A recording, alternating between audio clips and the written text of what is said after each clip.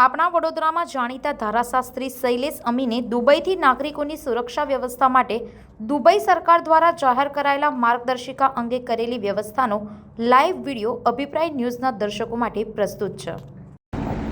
હાલ અમે દુબઈમાં આવેલા છે અને દુબઈમાં છેલ્લા 10 દિવસથી છીએ અને 10 દિવસથી અહીં આગળ રહ્યા છે। જ્યારે જવાના દિવસો આવ્યા છે ત્યારે દુબઈમાં અહીં આગળ ઈરાન દ્વારા જે પરિસ્થિતિ સર્જવામાં આવેલી છે અને જે દુબઈ ઉપર પરિસ્થિતિ સર્જીને બોમ્બ નાખવામાં આવેલા છે એનું કારણ એક જ છે, માત્ર અમેરિકા જોડેની દુશ્મની। અને દુબઈ એવું છે, યુએઈ એવું છે કે જેને કોઈ દુશ્મન નથી। આજે પહેલી વાર કોઈ દુશ્મનનો એટેક થયેલો જોવા મળે છે એના ઇતિહાસમાં, એટલે એ લોકો બહુ ભયભીત છે અને અહીંના લોકો બિલકુલ સલામતીવાળા છે અને શાંત છે અને ક્રાઇમ વગરનો એ વિસ્તાર છે।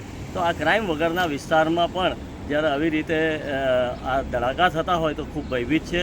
રોડ રસ્તા બિલકુલ શાંત થઈ ગયેલા છે અને અવકાશમાં અમે જ્યાં રહ્યા છીએ ત્યાં સવારે, આજે વહેલી સવારે પણ ધડાકા સંભળાયા હતા। ગઈકાલે રાતે ઈરાનની જે મિસાઇલ આવતી હોય એ મિસાઇલને ઇન્ટરસેપ્ટ કરીને સામે એન્ટી મિસાઇલથી જે તોડવામાં આવતું હોય એ પણ અમે જોયેલું હતું।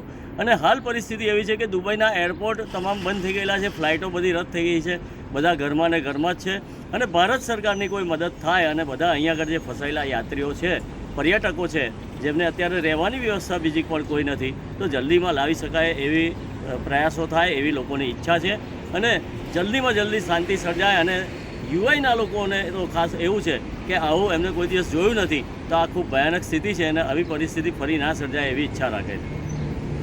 આવા જ વધુ સમાચારો જોવા માટે સબસ્ક્રાઇબ કરો અમારી YouTube ચેનલને અને જોડાયેલા રહો Facebook, Instagram અને Twitter પર।